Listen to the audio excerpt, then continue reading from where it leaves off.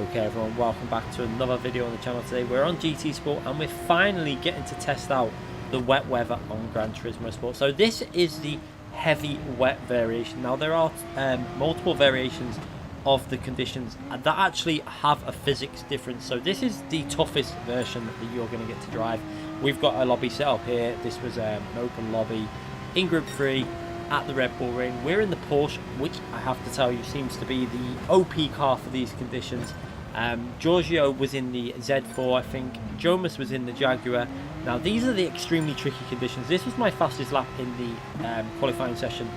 We did like a very short session, you can see now, and you're going to see how very technically hard it is. Now one thing I will say is this is really tough. You have to stay well away from the curbs. You do not want to get anywhere near the curbs because with the settings on real for the track grip and on the edge of the track, this is extremely tough. The car is sliding around all the time. One thing I will say to you is if you've checked out David Perel's video, I have watched that. He had his outside track grip based on time trial settings that are from arcade, which is nothing like what you're going to get in online. So just so you see a difference between the way the cars are handling between my video and his video, it's because the lobby is set up totally different. This is how the grip will be in FIAs, and you can see visually there is just so much less grip.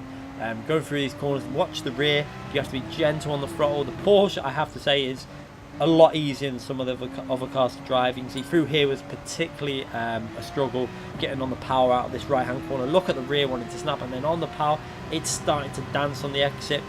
However, the extreme grip that the Porsche is providing enables you to get on the power really nicely, and I have to say I'm really impressed with this update in terms of the way it drives. I didn't expect it to be as simulation like. The wet weather, they've really they've made it hard. I'm not gonna lie, this is brutally hard.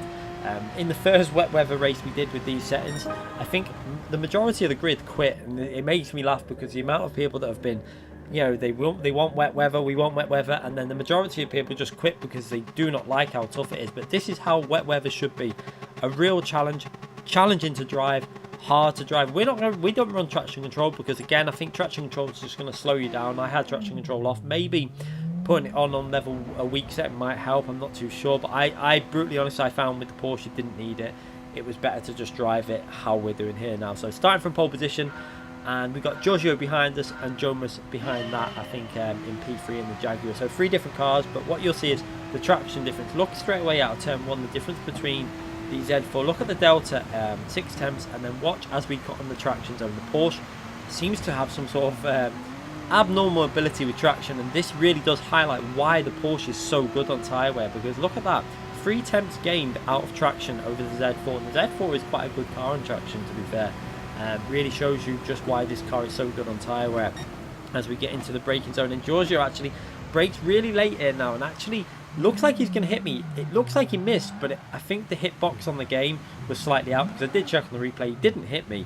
It was about a whole, maybe a foot and a half in between the car or something like that, but I think the hitboxes were slightly out, maybe a bit of desync with the lobby, and it kind of spun me around because it was such a weird slide. I panicked when I saw him. I didn't get on the throttle. You can see in the inputs it was just randomly spun around, but I think it's because, like I say, hitboxes on the game slightly out for an open lobby, but no issue. As P6, Bottle GT from P6, bottles it and goes straight on there, misses his braking, and he's out of the contention now. So we've gained one position, but we're quite a way behind. We're going to have to fight our way through, but one advantage that I've got in this car is this is the OP car. It's only a 6-lap race. We did this earlier today.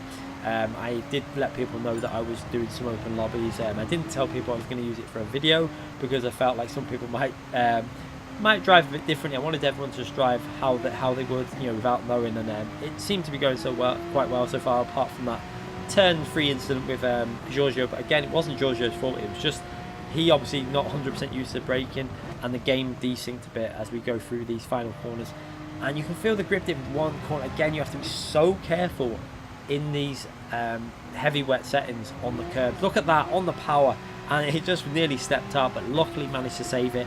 You'll see -5 on the brake bias, because with the heavy wet, when we're running the full wet tyres for this, we've got another race after this which I'm going to show you with intermediate tyres, and I'm going to show you the difference with a couple of things, the way the car handles and grips, etc. because obviously they have two different weather conditions within. Even though it's Red Bull Ring, there are different types of wet weather that have been added into this game. So this is the full wet weather tyre we're running for this, and you need to run the full wet weather tyre. If you put the inters on, you will lose a lot of time in these conditions because it is so tough, as you see, getting very close to that Porsche in front. And let's just take a look at the visuals now from the replay cam. You can see the spray kicking up everywhere. Everything is looking really good. I'm really happy with how they've done this update in terms of the physics, the look of the wet weather. This is obviously the cloudy version with a couple of little bits of open sky there to let a bit of light through, but other than that, this is the hardcore set. This is going to really separate the men from the boys, as we say, in terms of ability on the game, because it is extremely hard. And I think if there's ever an FIA race in this car, as we had a little look up the inside that Porsche ever, he closed the door, rightfully so, we had every right to close the door there. But yeah, if this is ever going to have an FIA race with these settings, I believe that the Porsche is going to be pretty much the only car you'll want to go. If it's nations, for example, if it's a manufacturer race, then you're going to be wanting to be in the Porsche, obviously, because it's so strong. I did try the AMG out as well. The AMG has a little bit of potential, but nowhere near the grip levels that the Porsche has in Group 3, as the car there getting very loose on that curb.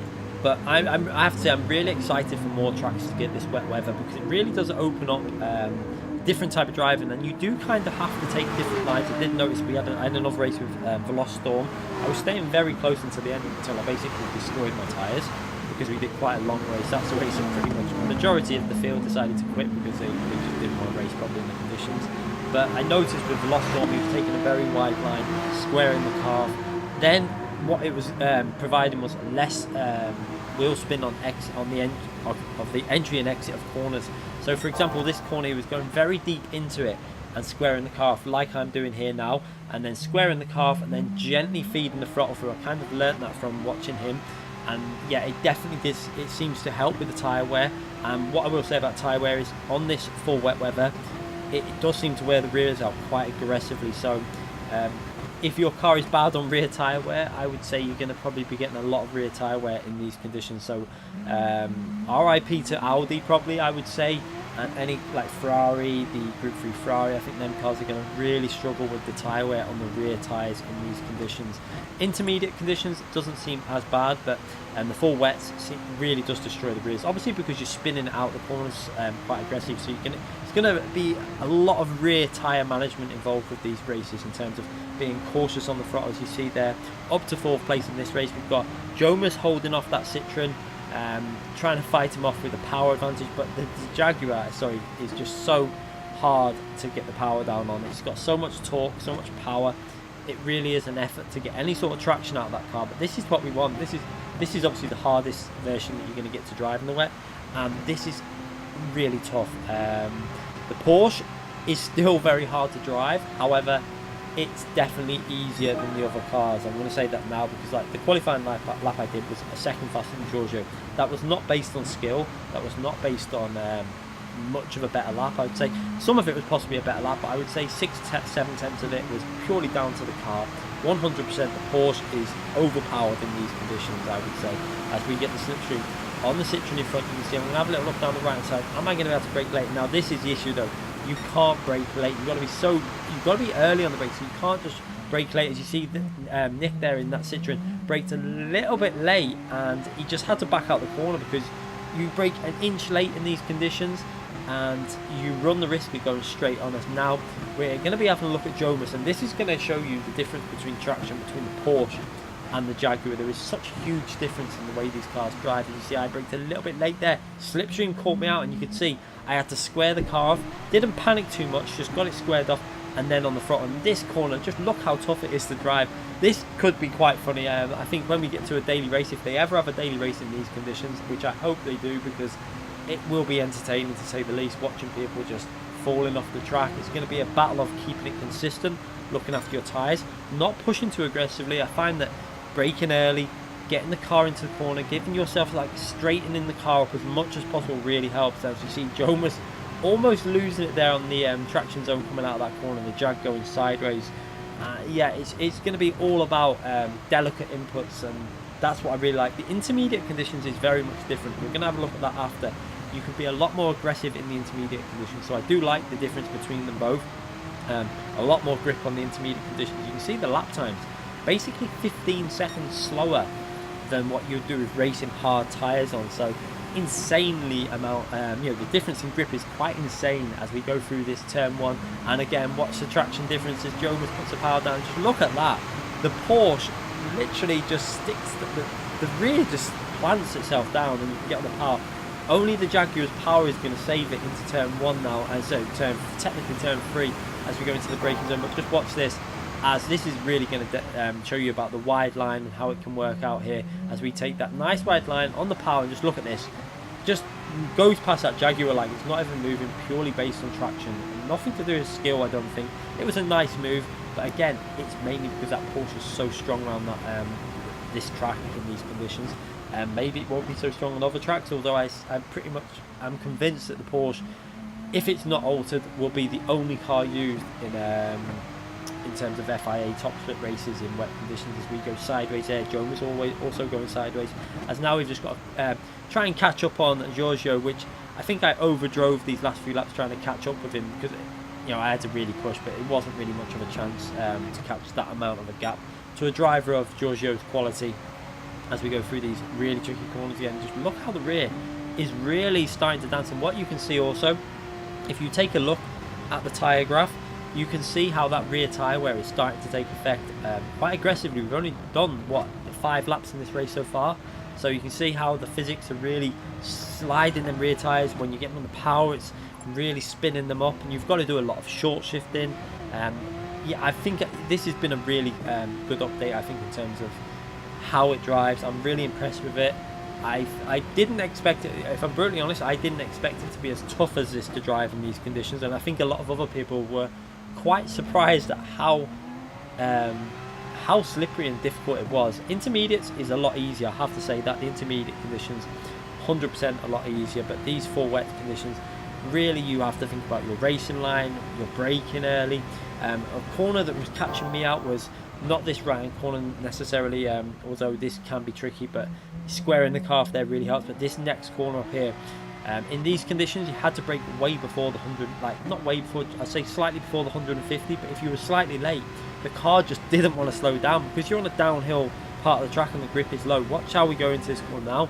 I brake just before the 150, but look how I struggled to slow it down again.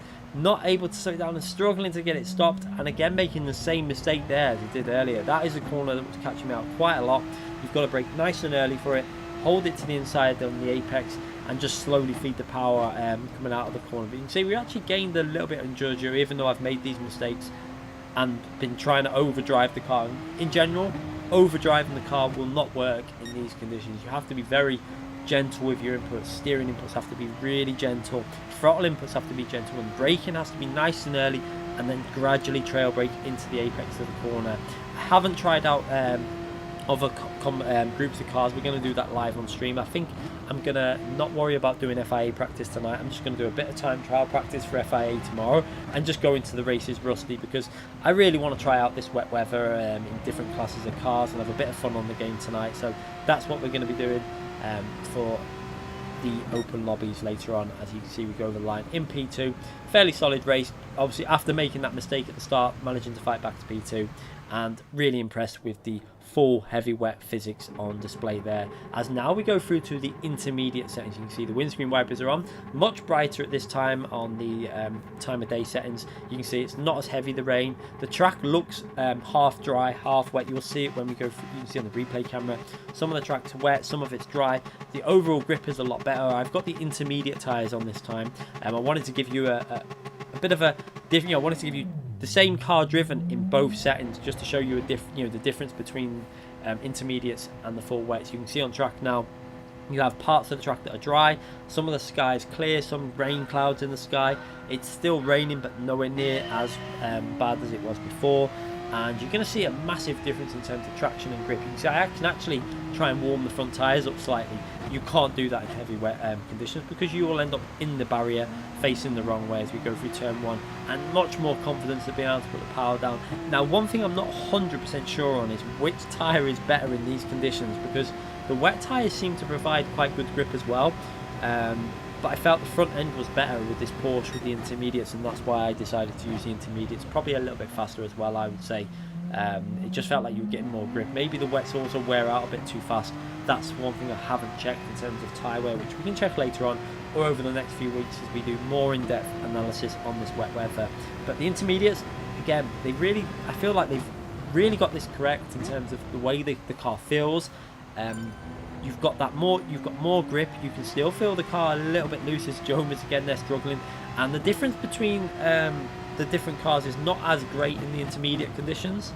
However, there is still 100% a very clear gap between the cars, I would say, in terms of their performance. Because if you keep an eye on the deltas between myself and Jomas, particularly in traction zones, what you'll see is that the Porsche on traction just gains so much time, especially first and second gear. It seems to have that extra ability. And like I said, I go back to the point about it emphasizes why this car is so good on tyre wear. It's because the rear traction is so strong for an MR car, and then that is why this car is quite good in race conditions, because it looks after the rear tyres. You don't spin them up so much, whereas you compare it to the Audi R8, where that car really does like to spin the rears slightly, and that's why that car absolutely destroys the rear tyres, really. So I can only imagine in these full wet conditions, what we raced on in the first race, how bad that would be in the Audi R8, for example. I nearly lost it there. You can see on the curb, got in the power a little bit too confidently and nearly lost the rear. So that shows you that you can still get caught out in these intermediate conditions. They are much easier. They're definitely more drivable. You can be more aggressive with your style. But again, the curbs, certain parts of braking zones will catch you out if you get overconfident, and that's what I really like about it. There is definitely an ability to race a lot more with this and be more aggressive. You feel like the grip's kind of there, like dry. However, you just can't get on the power as early. You haven't got a strong front end. You have to take slightly different lines, I found, through some of the corners to limit the amount of steering angle you're putting in, because if you go like aggressive like you would in the dry, it will just start sliding a bit too much and you're going to lose the traction from the rear tyres. Again, visually, it does look amazing. I have to say that it looks probably even better than the full wet weather, because obviously the sun's out, the reflections are shining off the track, it all looks lovely, and as expected from Polyphony, I can't fault them at all in terms of the visuals. Some people are probably going to complain that it's not dynamic, that it's static weather, but at the end of the day, I don't think we need to go that in depth yet for this game. I think maybe when the PS5 comes out and there's a lot more memory to play with that console, and a lot more power within the console, maybe we'll start seeing some more in-depth dynamic rain, dynamic time of day, etc. in that game. And for this game, I'm 100% happy with these conditions. I say I cannot wait until we get other tracks added to the game, like Monza, for example. I don't know whether Bathurst will have weather added. I really hope it does, but that will be interesting to see if they add wet weather to Bathurst. I don't know if they will. They did say that they're going to base it off what tracks would get wet weather in real life. I'm not too sure about how often Bathurst would get wet weather. I know Willow Springs, they did say they won't be bothering to do it there, but I'm guessing obviously Spa, and what I'm hoping is when Spa gets added, probably at the end of September, which is my prediction for when that track is going to come. Obviously we saw Spa at the World Tour live event, so we know Spa is coming. I'm hoping what they're going to do is when they release that track, it's going to get released with the wet weather already in it. So any new tracks that they release, hopefully they'll release them with the wet weather already built in, and then also add in new wet tracks along the way. So we could be getting, say, a new track and then another track with wet weather every few months. That's what I'm predicting. Maybe what will happen is, for example, next month we're going to get a Spa, and hopefully it'll have wet with it, a wet version of that track with it. And then the next month we'll probably get one of the older tracks done with wet weather, and then there might be a gap where we don't get, obviously, no new track, and then it'll be back to a new track. So it might be like a new track, then an old track modified with the wet weather, then a new track, and then obviously an old track modified with the wet weather. That's my prediction for how they're going to do the updates for this game. As you can see, going down the straight, starting another lap, you can see it's been very consistent this race. Porsche definitely seems to have the edge even in these conditions. You can see it again, the gap to Jonas is not based on skill, it's based on car selection 100%. As we skip to the end of the race, you can see I managed to get that gap to close to 4 seconds, and that really does show you just how strong this Porsche is, considering this race was only a 6-lap race, and the Porsche is really easy to drive. If you look at the lap times on my right hand side, such an easy car to drive in these intermediate conditions. I will be trying out other cars, hopefully, like I say, Group 4, Group 2, Group 1. We're going to try them all later on, maybe Super Formulas. It should be thoroughly entertaining. I'm really looking forward to seeing how these different cars cope in the different conditions with the higher downforce cars, etc. Should be really good fun as we go over the line there. Another 1 minute 39, so you can see utterly consistent driving with that Porsche, and yeah, really nice car to drive. And overall, I rate this wet weather very well done. In terms of realism, I can't tell you how realistic it is based on real life. What I can tell you is based on other games that I've played, like Assetto Corsa Competition A and Project Cars, etc. The wet weather for me feels better than what Project Cars does wet weather. Maybe Project Cars 2, if it's the way it alters a track based lap after lap, is better. But the original Project Cars, I would say this definitely has a more advanced feel to the wet weather. Assetto Corsa, again, that game is very good with wet weather, and I'm not sure which one would come out on top. I probably would go for Assetto Corsa for that, purely because the overall physics are slightly higher on that game.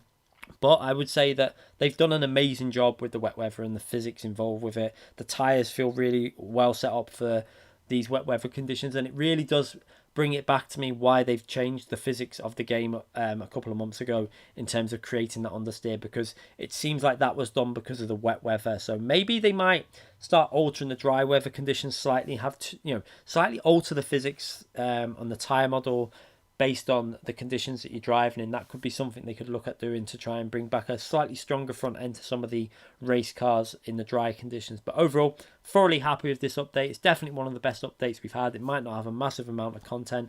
I've not even bought any of the new cars. I'm not really bothered about them. I'm only bothered about this wet weather, and it's been done very well. So that's my opinion on it. I just wanted to give you a view from the intermediate and the full wet and show you just how tough it is to drive on the full wets. And I look forward to seeing you all in the lobby, and let me know in the comment section what you think of the wet weather, how hard you find it. Obviously, remember, there are 2 variations between the wet weather.